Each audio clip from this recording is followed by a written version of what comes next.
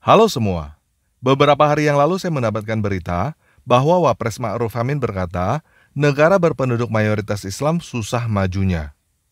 Nah, karena saya adalah orang yang skeptis, saya tidak begitu aja menerima informasi ini mentah-mentah. Terutama karena yang berbicara ini adalah seorang wakil presiden, mantan ketua NU, mantan ketua MUI. Jadi saya berharap teman-teman tidak terpancing emosi. Mari kita periksa bersama apakah benar Wapres Ma'ruf Amin berkata, negara berpenduduk mayoritas Islam susah majunya. Kenapa dia berkata begitu dan apa solusinya? Oke, kita mulai aja ya.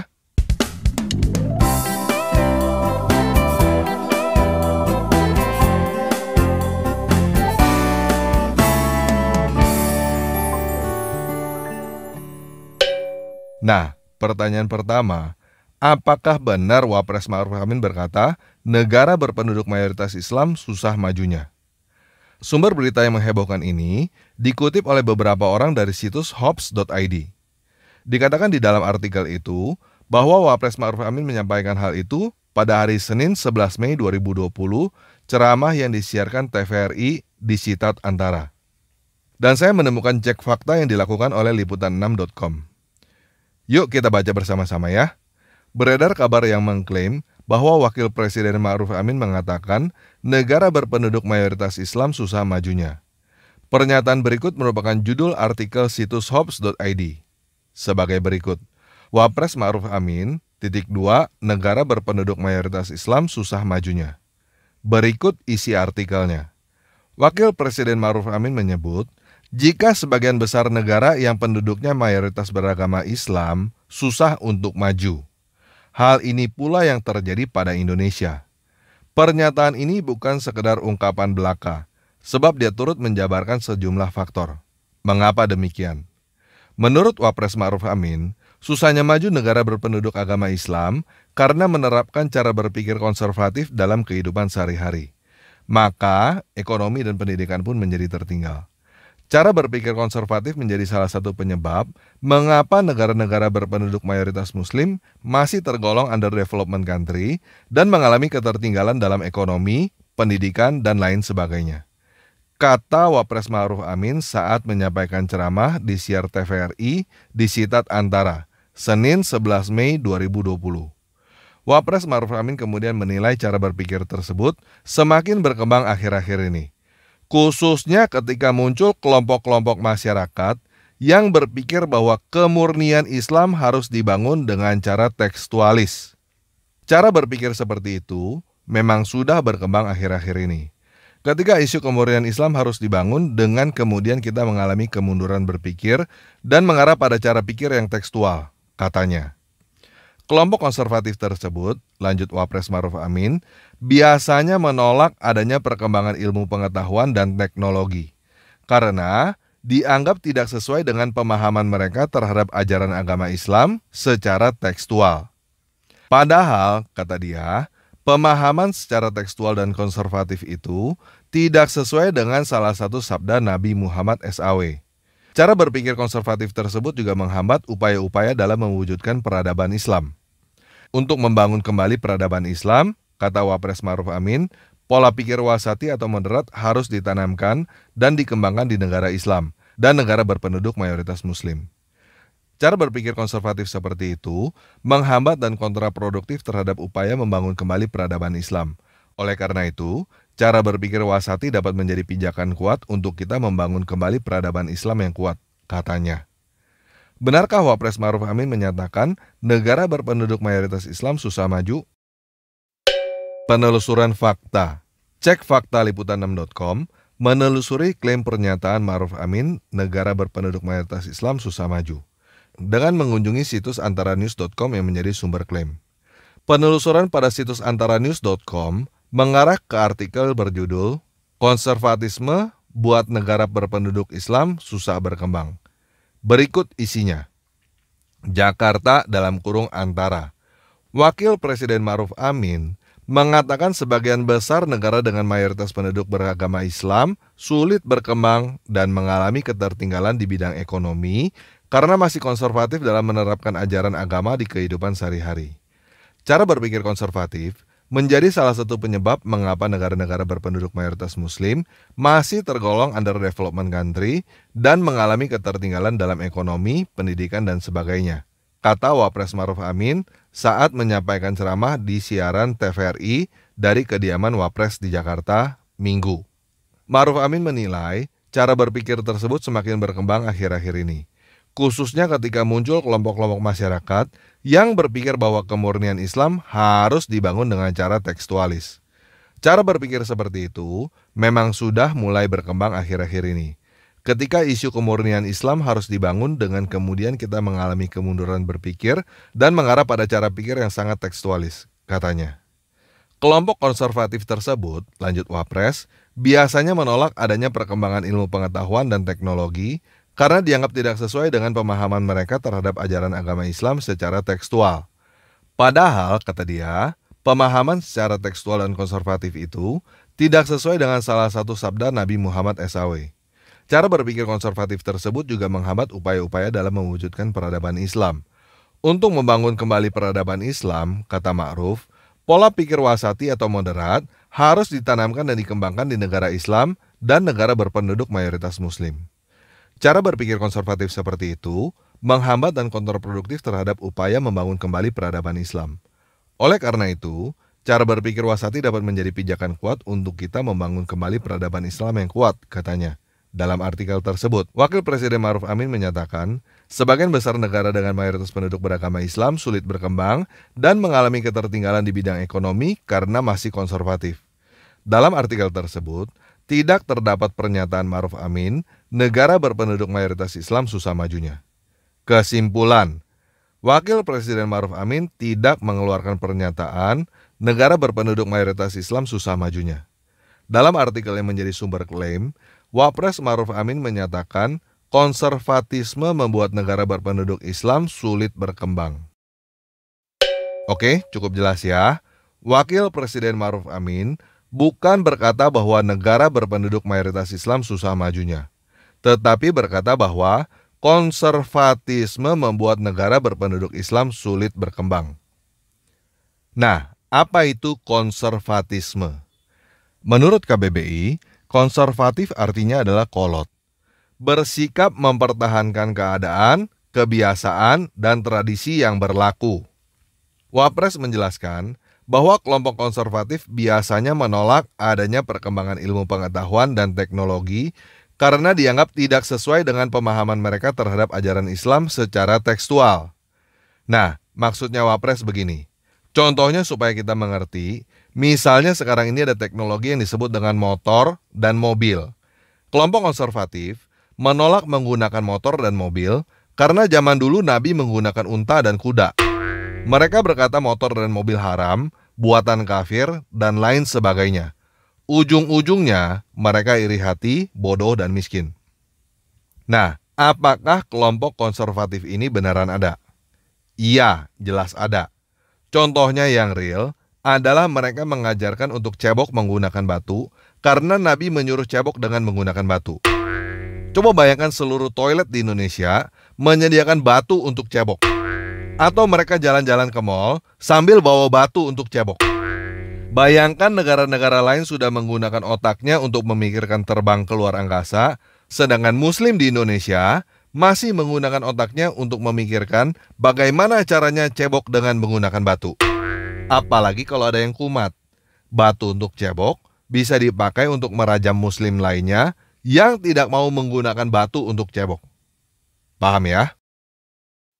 Nah, apakah konservatif ini hanya terjadi pada Muslim?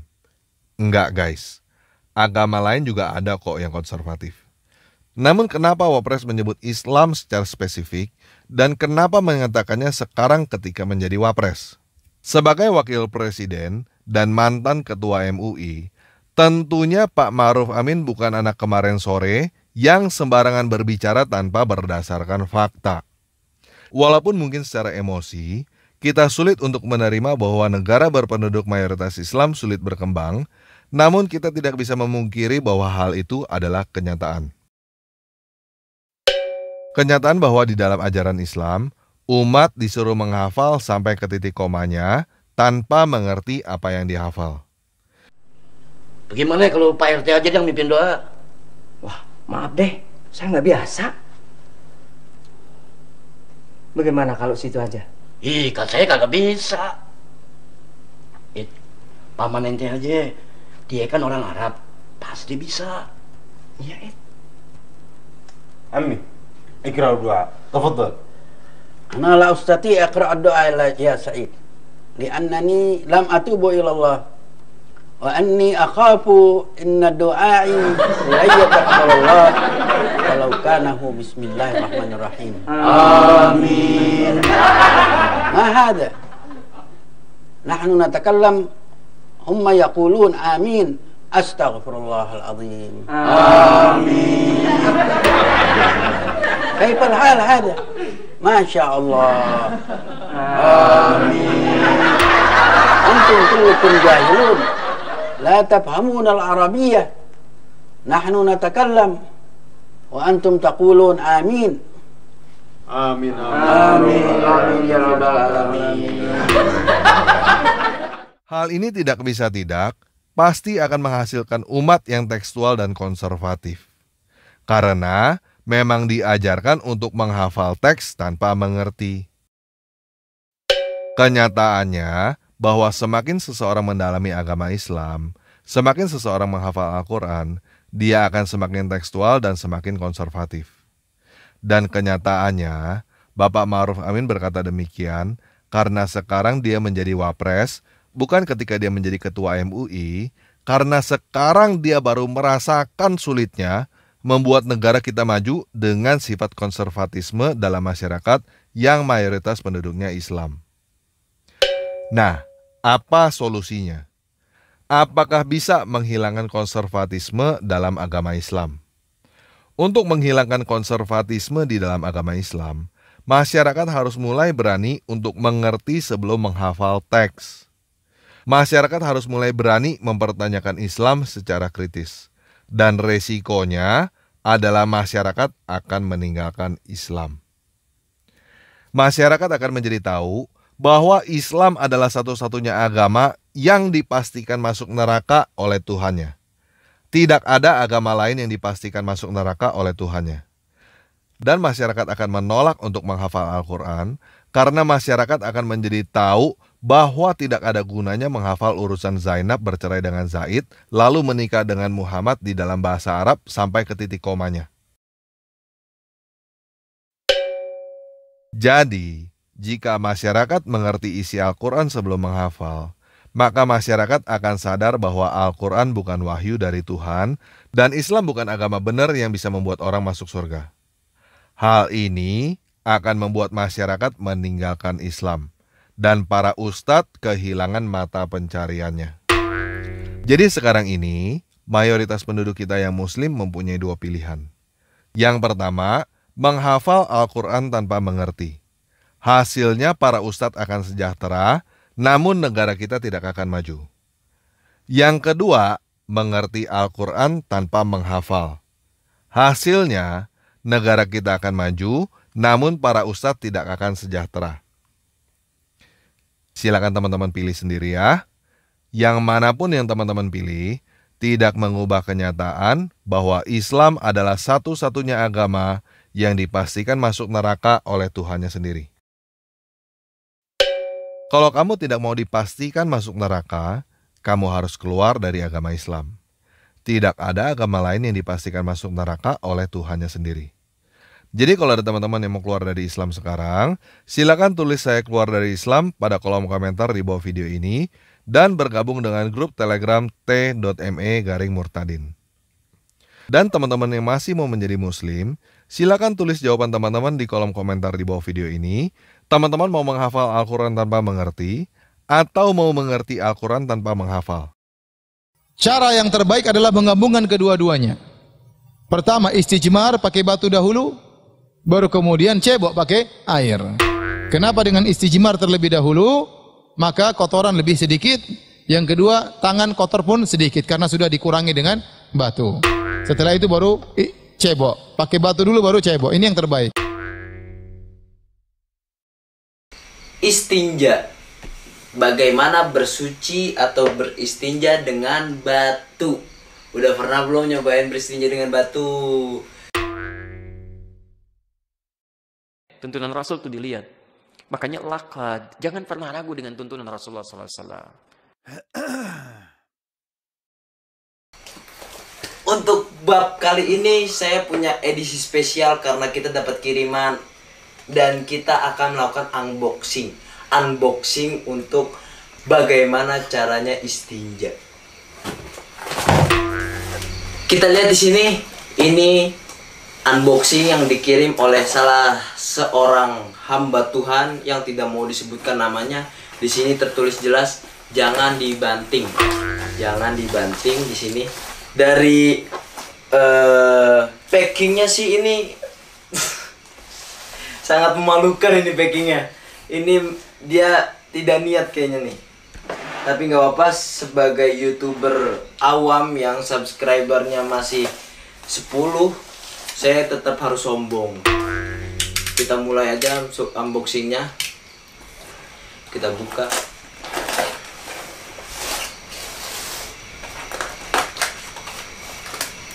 Perlu saya ingatkan, ini tidak mengandung unsur sponsor karena kardusnya pasti kalian tahu ini kardus apa.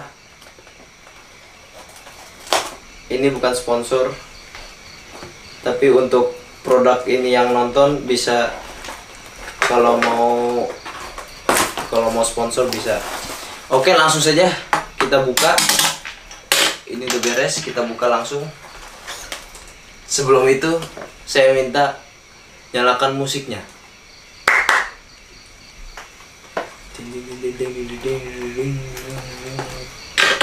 Belum lagi. Ini masih belum. Oke, ulang. Musik.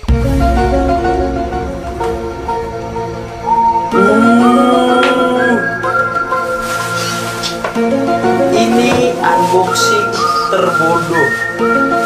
Kita lihat packagingnya. Oke, ini dia barangnya. Kita buka sama-sama.